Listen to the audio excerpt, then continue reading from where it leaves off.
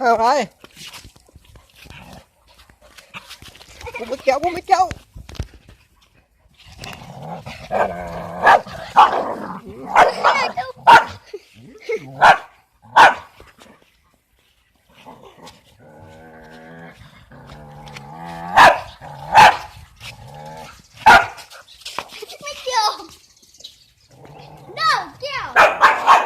มุมนะครับ